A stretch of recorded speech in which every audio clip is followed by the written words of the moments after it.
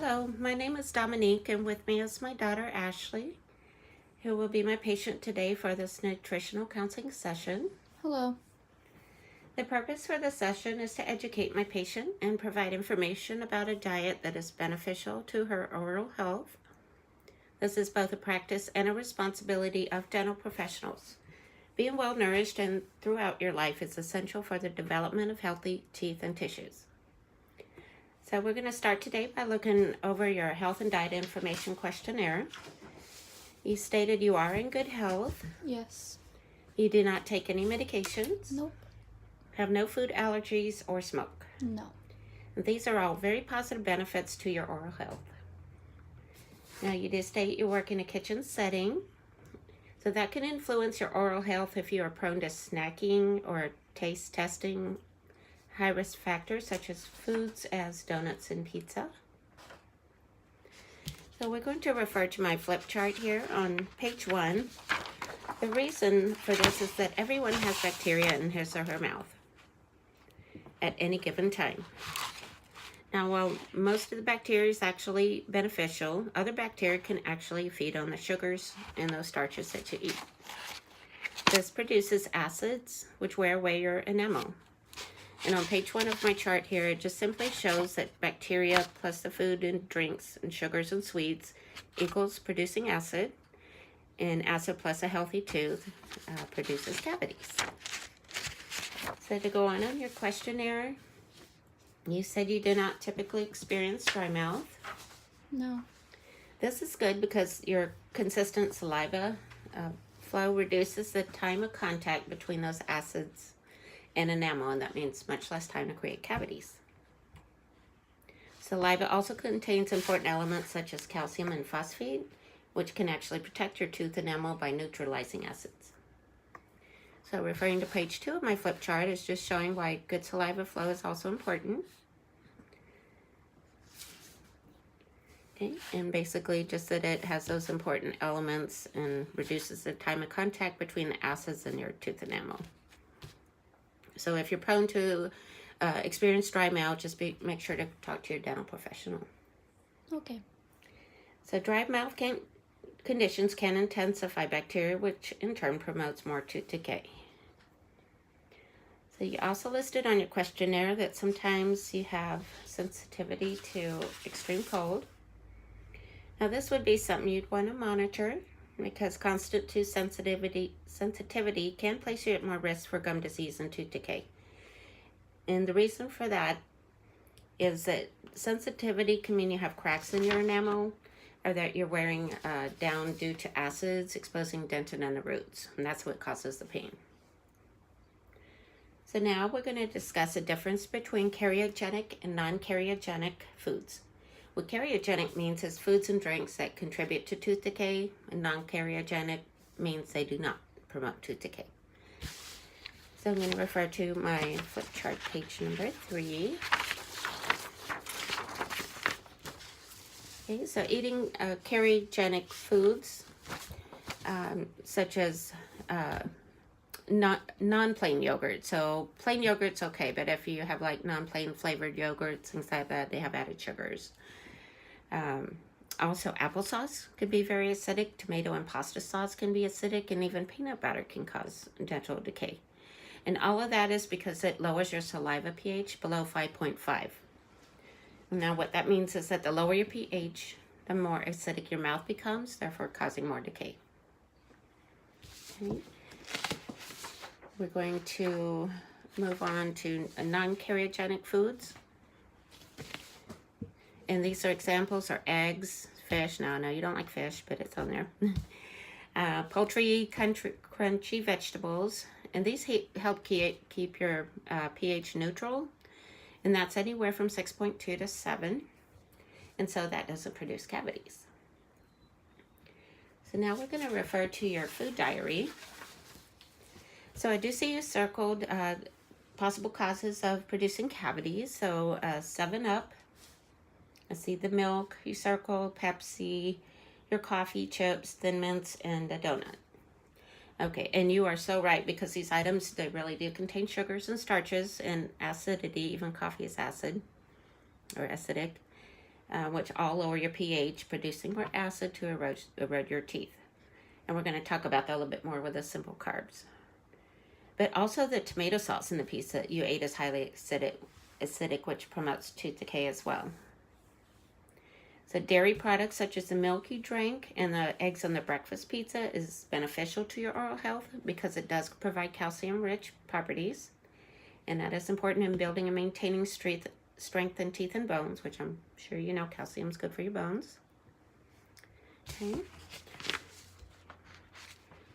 Another factor to keep in mind when choosing your diet is knowing that there are two types of carbohydrates. So there's simple carbs and there are complex carbs. And there is really a difference in how they affect your oral health and well-being. So simple carbs are sugars and starches. They have been refined and stripped of their natural fibers and nutrients. Therefore, they have little or no nutritional value. They're essentially called empty calories. They linger in your mouth, thus more feeding time for bacteria, and then the more acid that erodes your teeth. Examples of simple carbs are white bread, flavored yogurt, candy, sodas, and sodas that we mentioned earlier. Okay. Now we're moving on to the complex carbs. Complex carbs are unrefined carbs, so meaning they digest more slowly and they don't break down into sugars like simple carbs.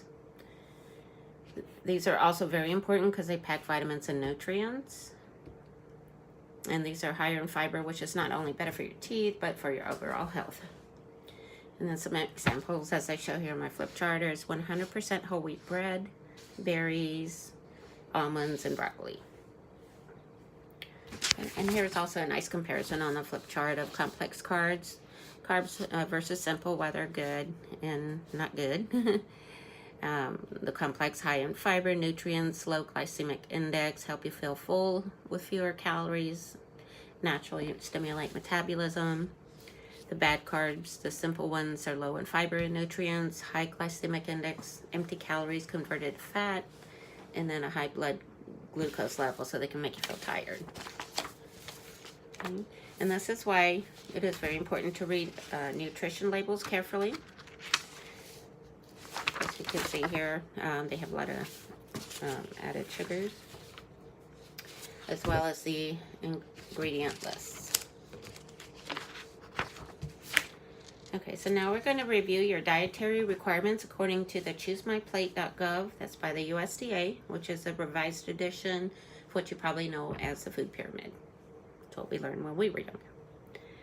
Okay, so what they do recommend, and here's the chart on here. So they recommend that you have 2 cups of fruit a day. You can choose anything raw fruit in its natural state, dried fruit, 100% fruit juice. They recommend 3.5 cups of vegetables. Raw, cooked, leafy, salad greens are 100% vegetable juice.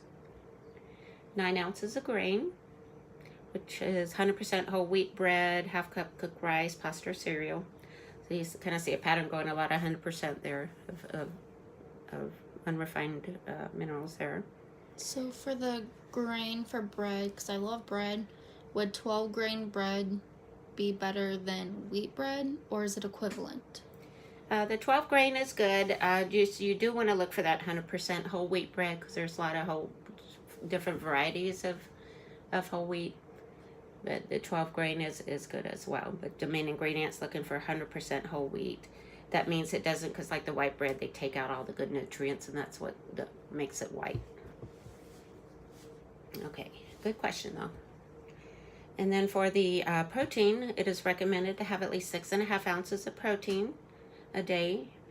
You can get that from eggs. I know it's another thing you don't care for, but also lean meats like turkey, lean turkey, chicken, things like that, peanut butter, cooked beans, nuts, and seeds. So those are good sources of protein. And then 3 cups of dairy milk or dairy. And that would be like in low-fat milk. You definitely want low-fat or skim milk.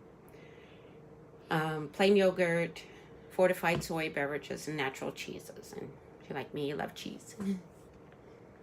So according to your diet on these 3 days, you didn't meet any of the requirements on any of these days, but that's okay. That's why I'm giving you ideas to incorporate into your daily diet.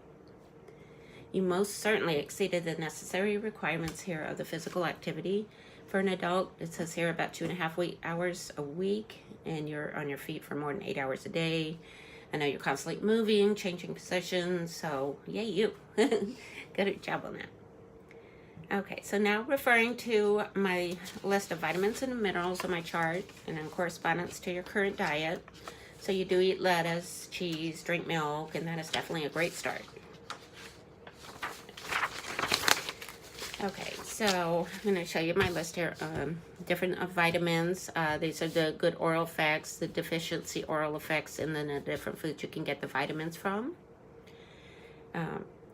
So you're getting iron from the lettuce and calcium, vitamins A, B complex, D, phosphorus from the milk and cheese.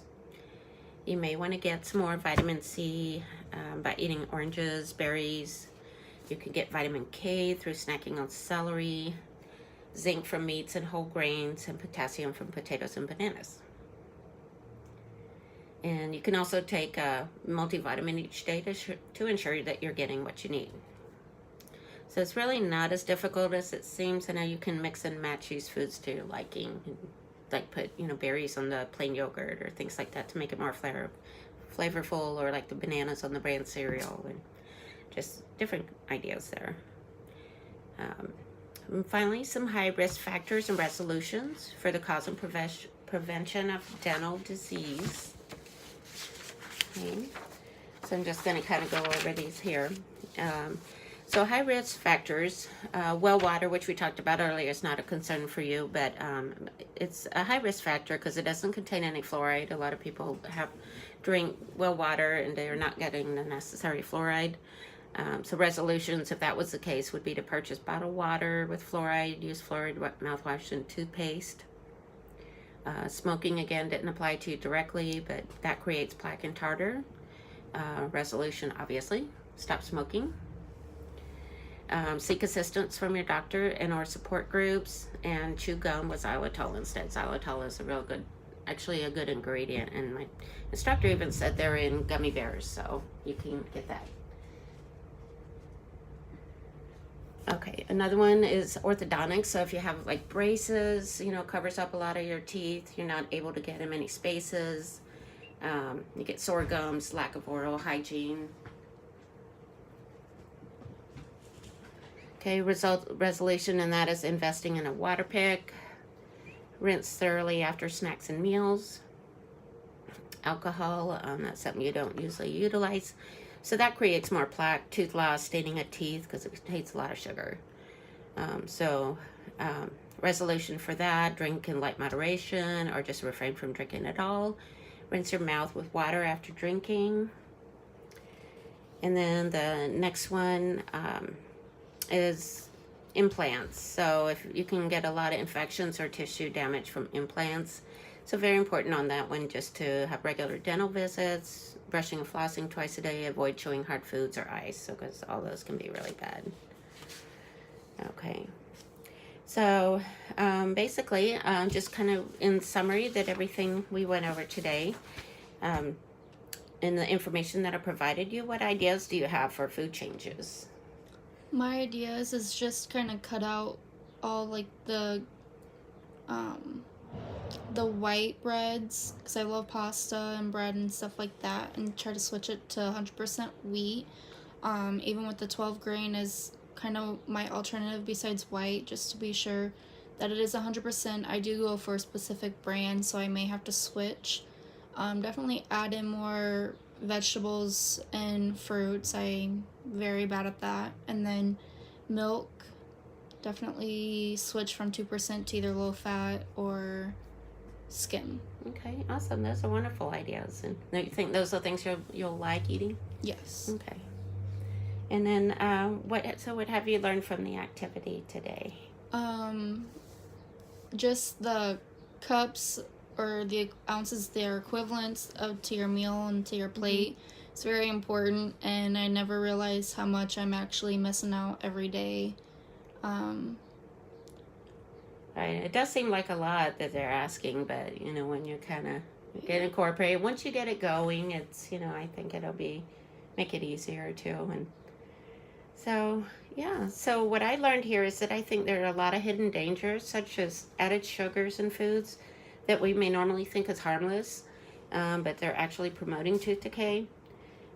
What we eat is not only important to our health, but to the preservation of our gums, our tissues, and our teeth. So we usually think it's more important for our body, but we forget it starts with your mouth, so it's very important for your mouth too.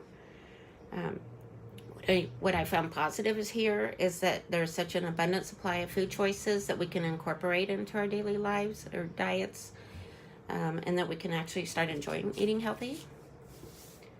And what I would improve upon next time is to have the opportunity to create a meal plan for my patient, for Ashley, to choose from a foundation, because I think having something to go off will give good ideas.